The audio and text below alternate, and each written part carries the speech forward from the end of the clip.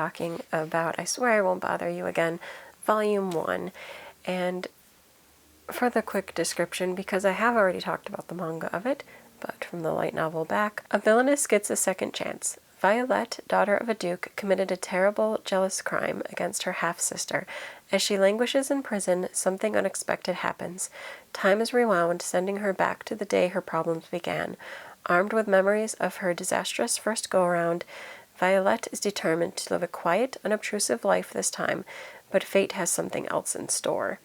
So this is a villainess story of redemption. Now, Violet was officially a villainess. Sometimes you get like these villainess ones, and it's where someone is reincarnated as the villainess, but the villainess isn't really that bad. In this one, she legitimately did try to kill her stepsister. Now, there might be reasons for that, including the fact that this is so hard. Her mother,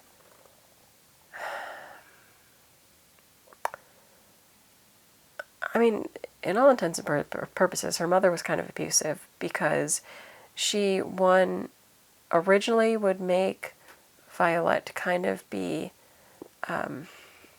boyish in front of her, pretend to be a boy, because she reminded her of her husband. Her husband was unfaithful. I think the two had to marry because of political structure. And this is the mother, her insane, like, jealousy and control over the husband didn't help the situation. I think their marriage started off fine. I think it was, like, the more twisted she became, the more he would distance himself. And this drove the mother more insane. But she liked the way that, like, Violet's eyes and everything reminded her of the father, and so she would have her, like, dress as a boy and spend time with her, and it was literally just very abusive. Meanwhile, the mother was kind of languishing and getting sicker, and then I think it was after Violet started to go through puberty that their relationship switched, and the mother got more mentally unstable until she died. Meanwhile, the father was, like I said, unfaithful, and after the mother died, he officially marries the woman that he's been having an affair with, and the two of them have a daughter who's only a little bit younger than Violet, and he brings them to the house, and essentially pays favors to them, plays favorites, and it is very traumatic for Violet. And this is very hard for Violet, who again is one, a neglected child because the father just kind of ditches them, but also a child of abuse. It's very hard for her, and she distances herself. And also because of her status in the world, she had all of these feelings of like she was destined to become betrothed of the prince and marry him and have this happily ever after thing. So in the original storyline, she was very... she would, like, fawn over him. She was very, like, obsessive with him. So when her younger sister, what's her name? Mary... Is it Mary Claire? I hate how bad I am with names, by the way. Like, it's... Mary June. Like, it's Mary something. Mary June, when she is able to join society, or in the original storyline, Violet was very mean to her. She would buy into, like, gossiping about her and talking about how unworthy she was. All of those actions led to the prince kind of denying Violet and siding with Mary June, seeing Mary June as a victim, and seeing how beautiful Mary June was and how sweet she was. He turned his back on Violet and chose Mary June. And this led Violet to go and take a not-so-good turn, where she was very mad and jealous and just so pent up with rage over Mary June, and she did attempt to kill her in that previous life, gets caught, gets imprisoned, and is sentenced to die. And then, of course, we have the reboot. So this time around, Violet does not want to go that route. She doesn't want to take her pain and anger and turn them into something darker. She decides that she will distance herself from that anger and that pain and the family in general and just try to live a quiet, peaceful life. So she's actually determined that she is going to become a nun after she's done with school and just sequester herself away. Meanwhile, because of that and the changes that she's doing in order to just live a quiet life, she's actually being noticed and recognized more. So she comes to the defense of Mary June when it comes to the upper class ladies not wanting to accept her or picking on her. And I don't know, like, she tries to help her. Now, she thinks that she's going to help her so that she will stand out, and as in the previous timeline, win the heart of the prince. Well, he's Claudia. So she thinks that helping her will have her stand out as a lady. She'll get recognized. The time will go on, and she can just retreat, go live a quiet, peaceful life. But the more that she's helpful and doing all this stuff, the more that she stands out to Claudia.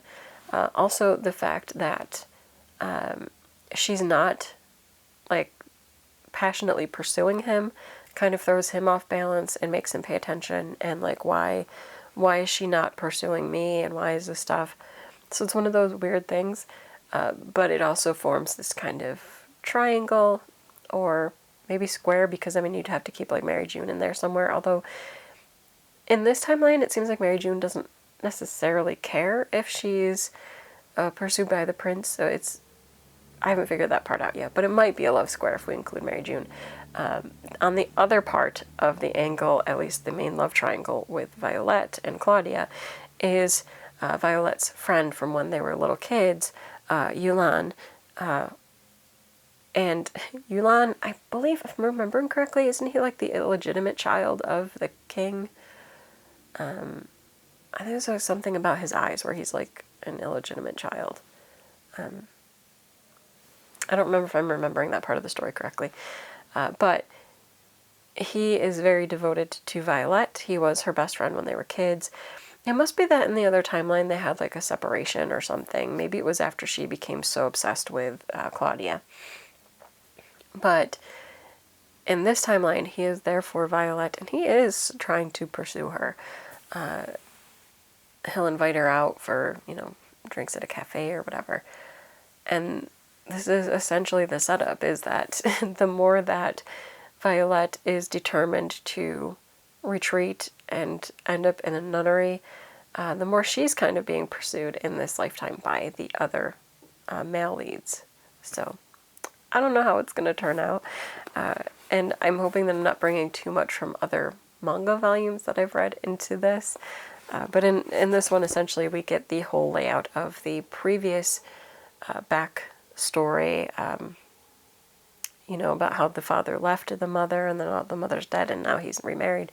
We do get that whole layout. There is a maid who works for her, Marin, that is very, very devoted to Violet, who saw some of the abuse that Violet struggled, and this has made her want to help take care of Violet and see that she is not just a terrible or jealous person, that she is actually a victim here as well, and it's brought her to be the kind of person that she was.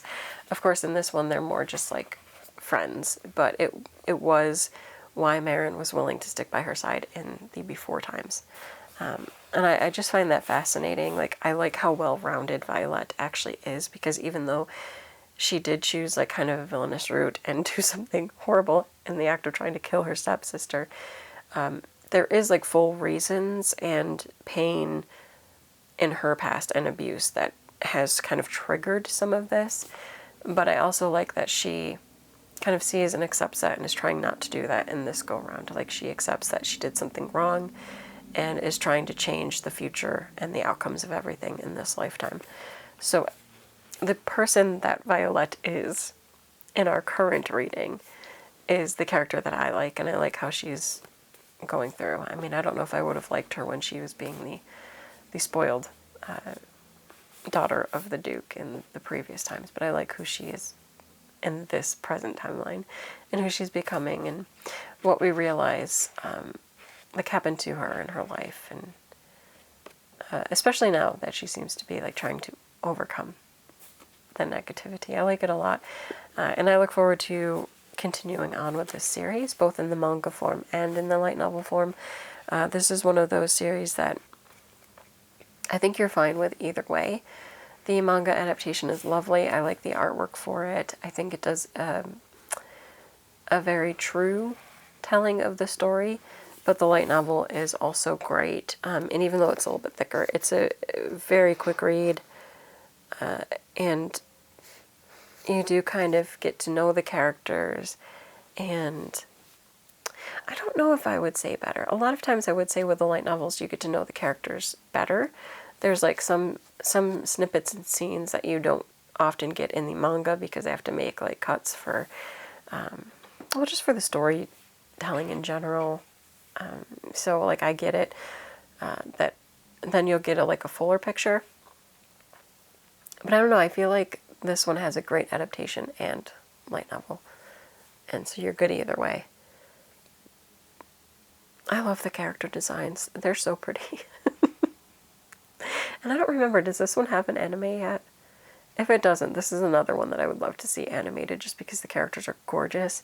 I love them. Like, it's such beautiful character design.